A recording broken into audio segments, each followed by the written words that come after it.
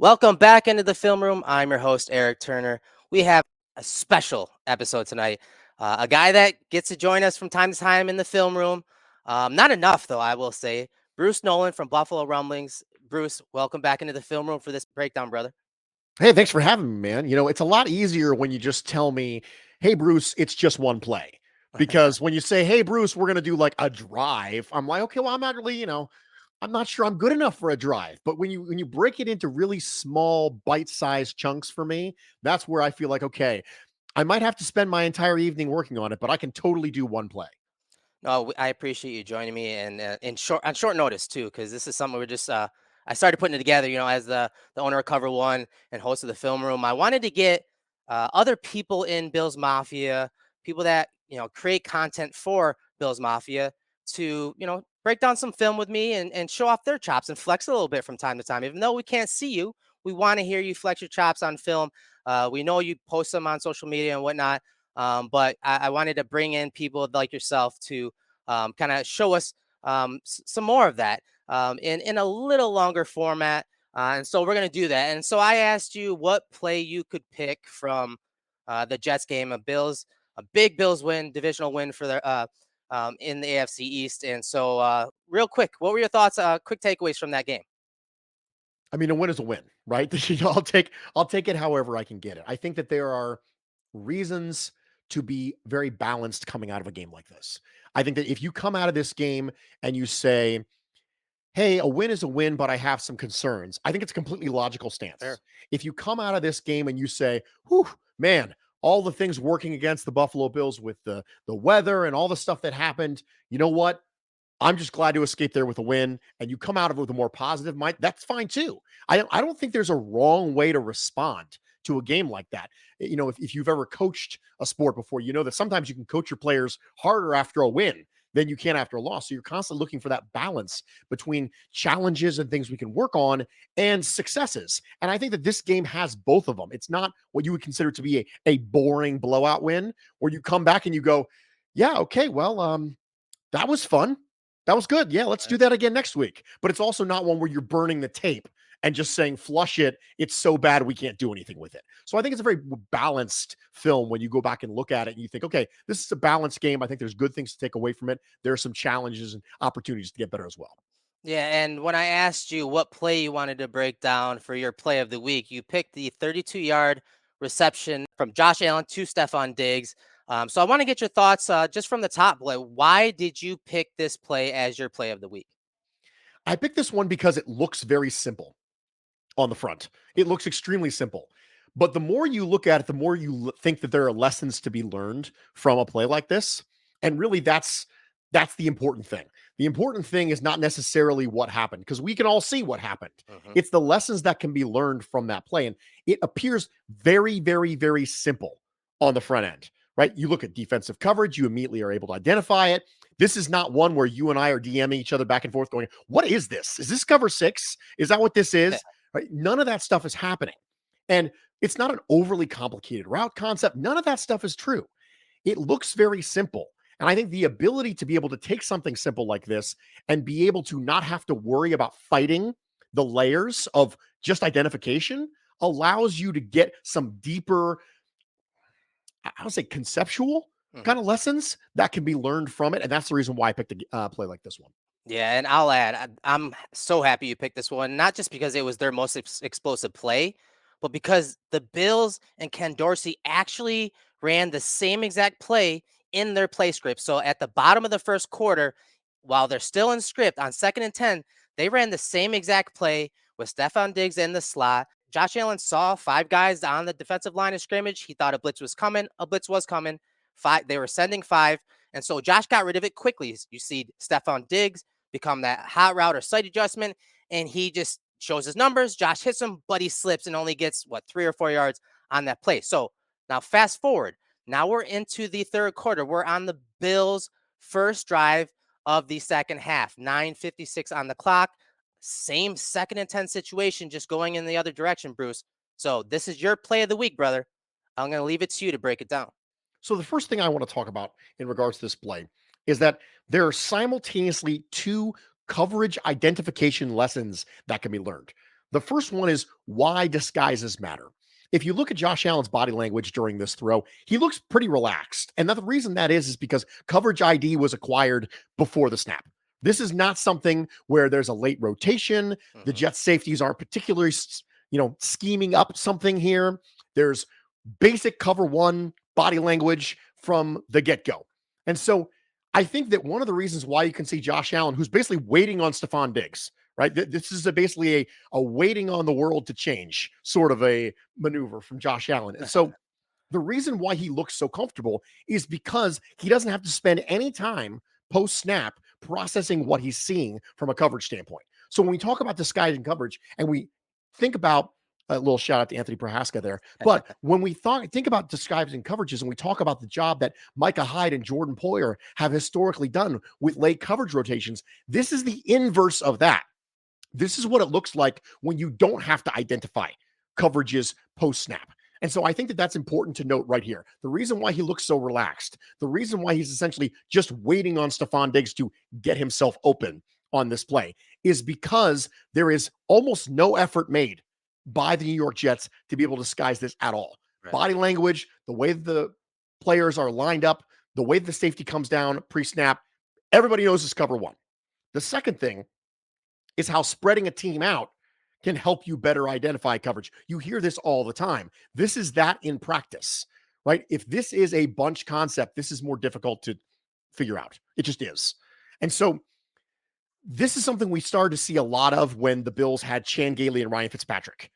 And the idea that you had to ID coverages and you spread it out to be able to do that. And so it was, I think, one of the beginnings of that concept becoming part of Bills Mafia's consciousness was when you spread people out, you can better identify coverages. This is, again, that in practice. So that's one of the first things that I wanted to point out. The second thing is Stefon Diggs is the best Bills receiver. He is the best Bills outside receiver. He's also the best Bills slot receiver. Like, this is the reason why you put Stefon Diggs in a slot, because then you have a safety who has to come down and find himself an off-man coverage against one of the best route runners in the league with tons of space to work with. This is the reason why you do that. If Stefon Diggs is in Isaiah McKenzie's spot right here, it's not the same. If Stefon Diggs is in Gabriel Davis's spot here, it's not the same. So one of the reasons why you can't play Stefon Diggs in the slot the way you want to is because you don't have the outside receiver depth that you would have otherwise had if you would have had someone you drafted or someone you picked up in free agency, or you didn't have the injuries the way that you've had. But Stefon Diggs remains the Bills' best slot receiver. The third thing that I want to point out on this particular play is that the extra man, the extra dude in cover one changes everything. Because we all know that cover one has a caveat. It's always cover one something. Cover one rat, cover one robber, cover one spy, cover one cut. Whatever it is, that extra word usually refers to what you're doing with the extra man, the man who is not lined up in man coverage. The man is not assigned someone specifically. In this case, Mosley's coming on a blitz. That's the way it works. So now it's 5-on-5, which means now you have a safety who has to drop down and cover Diggs in off man. Why is that relevant? Well, because off man rules from cover one say that you wait on your back pedal until the receiver has cleared all of the three-step concepts. So that safety who comes down and squares up on Stefon Diggs is waiting for him to clear the three-step concepts, the quick out, the slant, all those things like that, before he gets into his back pedal. He's literally just sitting on it, waiting on those things. So Stefon Diggs makes an in cut. And because that area is not occupied by a rat defender, that safety has to respect that. He has to break on it. This is not Stefon Diggs just embarrassing a safety. There is nothing the safety can do about it. You absolutely have to respect that because you vacated that space when you brought CJ Mosley. So you don't have the ability to have that safety say, no, we've got someone there. There's leverage on that in-cutting route. I have to respect it. Look how much space there is available for Stefon Diggs if he decides to make that an in-breaking route. So that safety absolutely has to respect that. It's part of the rules of the game. It's part of the rules of the coverage, which means now Stefon Diggs can whip it out, have that room, and get up the sideline. So I think that this is an example of a couple different things, right? The first one being why disguises matter, how spread can help you identify them. The second one being Stefon Diggs is the Bills' best slot receiver. And the third one being if this is cover one rat instead of cover one with you bringing the extra man, if that's the case, this changes everything. And my guess is Diggs's route would probably look different. But it's really important that when you say cover one, there's got to be something else after it. I thought that was really fitting given the fact that we're on cover one right now. Yeah. But the third word in cover one changes everything. Cover one rat, cover one robber, whatever it is. And in this case, you brought that extra man in CJ Mosley. And because you did that, you left the safety one on one off man in a ton of spots with Stefon Diggs. This play was almost destined to be successful Yeah. as long as Josh Allen was still standing when he wanted to throw the ball. Yeah, and that's why, cover one is the best coverage there is. Because there are so many variations to it. And you're right, whether it's talking about spreading everyone out, the Bills did this in the very first game against the Rams with success. They did it with success against the Chiefs. It's just something that they do really well. And in those games, they did it. They spread them out even more. They max split all the receivers to really stretch the field horizontally, making it that much easier. But this one, again, this is the second time they ran it. So the defense saw what they did the first time. And so it kind of played on that safety. And that's why he probably came down a little earlier, knowing that, hey, they're going to throw it quickly. I just need to make the tackle. Like, we're going to funnel the play to Diggs, and then I just need to go make the tackle. And that safety is a really good tackle. He's a really good player. But Diggs and Allen, again, you're right, man. They waited it out and they made it look very similar. But the other thing about space is, yes, you can play cover one man, you can play 5-man pressure, one man.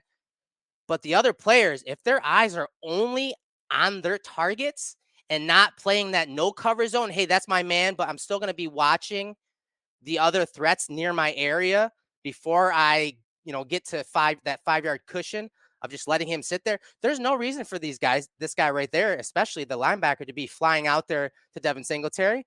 There's no need to. If he has his eyes, inside a little more or even playing towards those numbers, this play is limited even more. So you're right about, them sending Mosley on that twist because that is everything. The middle of the field's wide open. The safety has to drive on that. He has no help outside. That's what Stefon Diggs and Josh Allen preyed on here, and they got the explosive play. Great stuff from you, Bruce. I appreciate you joining me in the film room, man. Let everyone know where they can find you on social media and when your podcast drops each and every week.